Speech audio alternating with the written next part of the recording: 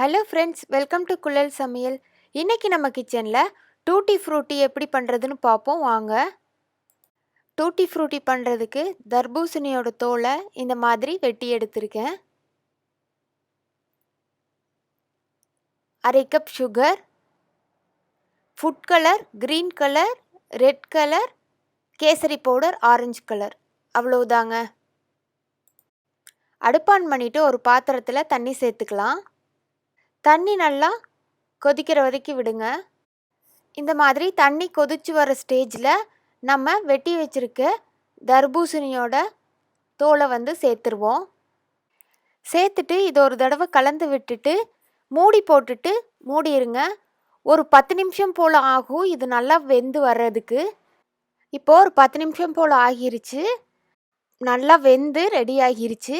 இப்போ இதை நம்ம அடுப்பு ஆஃப் பண்ணிவிட்டு இறக்கிடலாம். இறக்கிட்டு இதை நல்லா வாஷ் பண்ணிடலாம் தண்ணி ஊற்றி.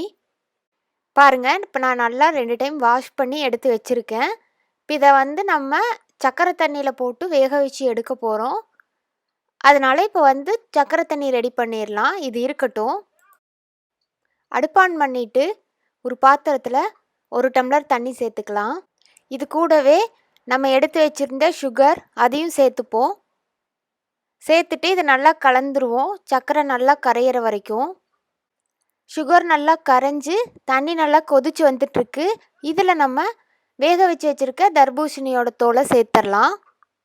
சேர்த்துட்டு இதை நல்லா கலந்துருவோம். கலந்துட்டு ஒரு 5 நிமிஷம் போல் வேக வச்சுக்கலாம். நம்மளோட சக்கரை தண்ணி நல்லா பாதியாக குறைஞ்சி வர்ற வரைக்கும் இது இதில் வேகட்டும்.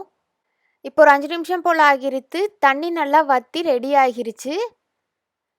நல்லா சக்கரை தண்ணியில் நம்மளோட தர்பூசணி தோல் வெந்து ரெடி ஆகியிருக்கு. இப்போ இதை நம்ம இறக்கிடலாம். பார்க்கவே நல்லா சாஃப்டாகவும் கிளாஸியாகவும் ரெடி ஆகிருச்சு.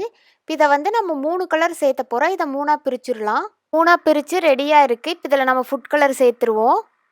ஃபஸ்ட்டு நான் இன்றைக்கி ரெட் ஃபுட் கலர் சேர்த்துக்கிறேன். ரெண்டாவது க்ரீன் கலர்,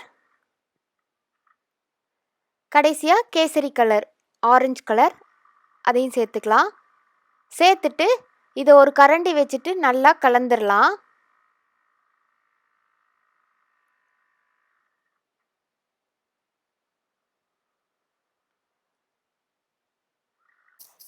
இப்போ 3 கலரும் நல்லா கலந்து ரெடியாக இருக்குது. பார்க்கவே ரொம்ப சூப்பராக இருக்குது. இப்போ இதை நம்ம காய வச்சு எடுக்க போகிறோம். அதுக்கு ஒரு பிளேட்டில் இந்த மாதிரி பேப்பரோ இல்லை டிஷ்யூவோ இல்லை துணியோ போட்டுட்டு இதை நம்ம காய வச்சு எடுத்துக்கலாம். கலர் ஒன்றோட ஒன்று ஒட்டாத மாதிரி தள்ளி தள்ளி போட்டு காய வைங்க. இல்லாட்டி ஒவ்வொரு கலர் இன்னொரு கலர் கூட சேர்ந்து மிக்ஸ் ஆகிரும். இந்த மாதிரி 3ஐயும் காய வச்சு எடுத்துக்கலாம். ஒரு 3லிருந்து 4 டைம் போல் டிஷ்யூ மாற்றி மாற்றி காய வைக்க வேண்டியதாக இருக்கும். இது நல்லா காயட்டும். பாருங்கள், நல்லா காய வச்சு எடுத்தாச்சு. இதை வீட்டுக்குள்ளே தான் போட்டு காய வச்சு எடுத்திருக்கேன். வெயிலில் போட்டு காய வைக்கணும்னு அவசியம் இல்லை. வெயிலில் போட்டு காய வச்சிங்கன்னா ரொம்ப ட்ரை ஆகிரும். இப்போ இது ரெடி ஆகிருச்சு. இதை நீங்கள் ஐஸ்கிரீம், கேக் பண்ணும்போது எல்லாத்துக்குமே பயன்படுத்திக்கலாம். இதை ஒரு டப்பாவில் போட்டு ஸ்டோர் பண்ணி வச்சுக்கோங்க. கண்டிப்பாக ட்ரை பண்ணி பாருங்கள். எப்படி இருந்துச்சுன்னு கமெண்ட்டில் சொல்லுங்கள். இந்த வீடியோ உங்களுக்கு பிடிச்சிருந்துச்சின்னா குழல் சமையலுக்கு லைக் பண்ணுங்கள், ஷேர் பண்ணுங்கள், சப்ஸ்கிரைப் பண்ணுங்கள். நன்றி.